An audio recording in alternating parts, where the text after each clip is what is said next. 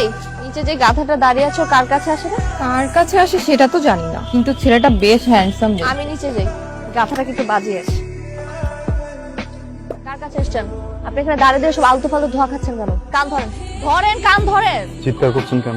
আমাদের কোয়ার্টারে এসব আলতু ফালতু ধোয়া খাচ্ছেন কেন? আপনাকে আমি নেক্সট টাইম এখানে যাতে দাঁড়িয়ে এসব আলতু ফালতু ধোয়া খেতে না দেখি, সাবধান করে দিলাম। কে আপনি? একটা দেখেছেন?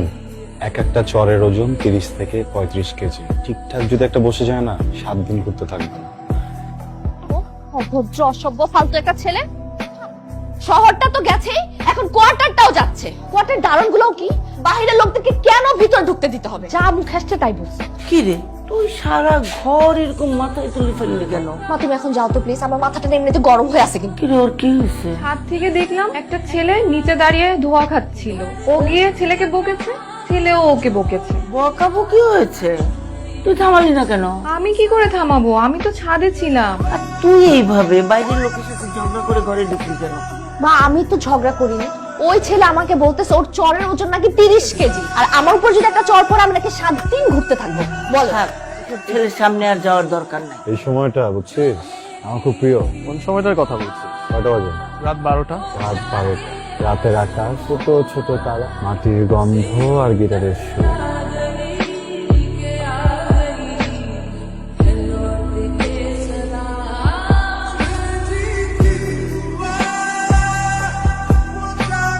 আপনার ধোয়া ছাড়ার মেশিনটা কোথায়? ওই মেশিনটা যেটা দিয়ে আপনি সবসময় এখানে খাওয়া যাবে। আচ্ছা আপনার কাছে টাকা হবে? কফি খেতে যাবো, চলো। কফি খেতে যাবেন কার সাথে? কেন? আপনার সাথে। কফি খাবেন না? কিন্তু এত কিন্তু কিন্তু কেন করছেন? চলেন তো, চলেন চলেন চলেন। কফি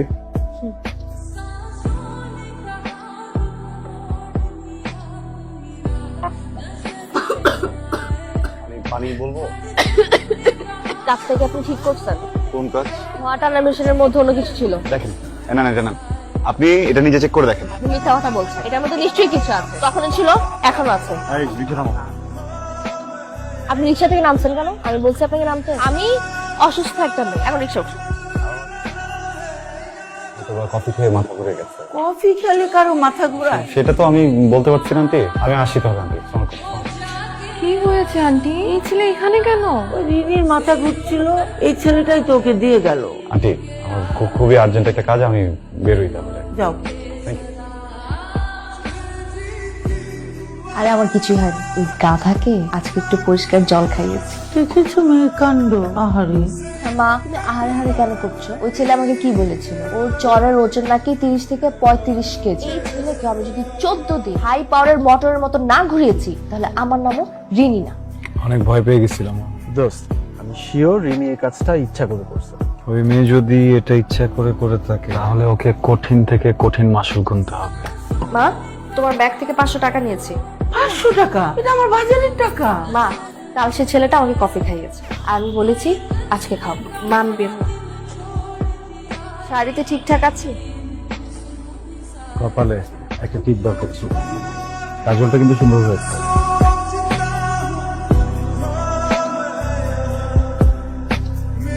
ঠিকঠাক, পারফেক্ট।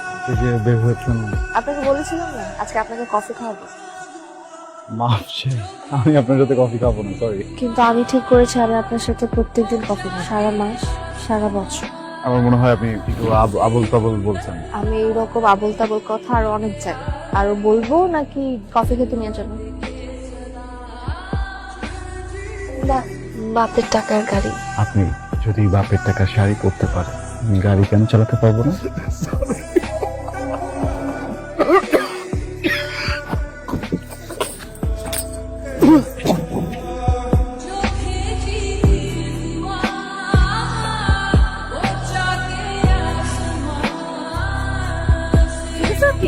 ভয় পেয়ে গেছিলাম। হ্যাঁ তোর হাত। ফুড কালার ছিল, ভেবেছিলাম আপনার সাথে একটু মজা করবো, কিন্তু আপনি যে এত সিরিয়াস হয়ে যাবেন বুঝতে পারিনি। সরি।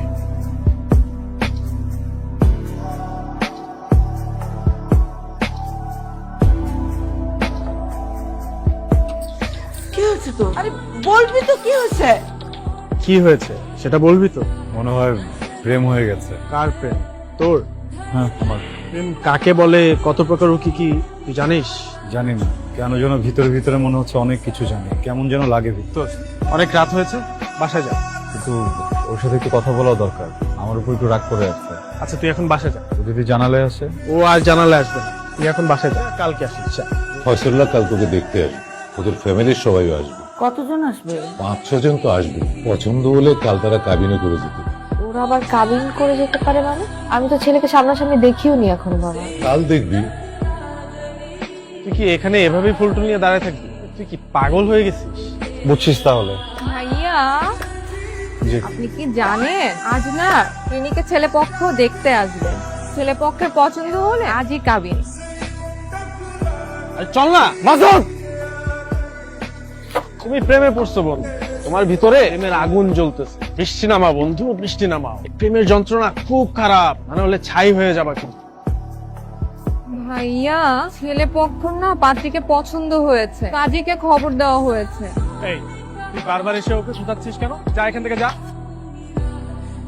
রিনি কাজে চলে এসেছে। আমার যেন লাগছে ভিতর ভিতর। এমন মনে হয় সব ঠিক হয়ে যাবে। আমি ওটা তোমাকে বোঝাতে পারছি না।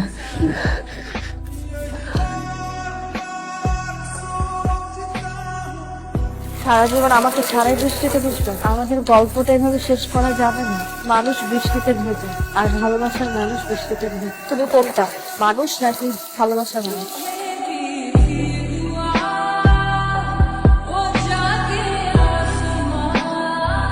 আপনারা আমাকে মাফ করবেন, আমি জানি কাজটা মোটেও ঠিক হচ্ছে না, কিন্তু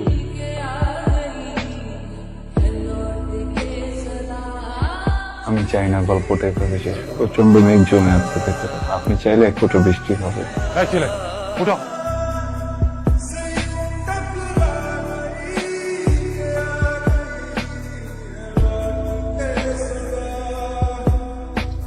কে ছিল? ছেলেটা আসলে কি, আমিও সেটাই ভাবছি বাবা। কি বলে তোমার মেয়েটা? তোমার মেয়েটার কাউকে যদি পছন্দ থাকে তাহলে সেটা আগে বললেই হতো। আগে পছন্দ ছিল না বাবা, কিন্তু ছেলেটা যখন ঘরে ঢুকলো তখন বুঝলাম এই ছেলেটাকে আমি ভীষণ পছন্দ করি।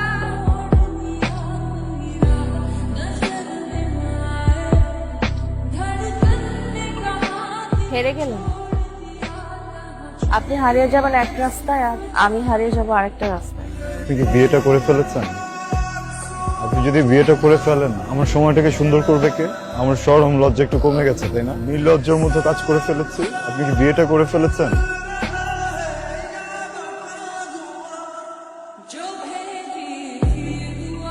আর যখন বৃষ্টি হবে আমি তার বাসার সাথে থাকবো।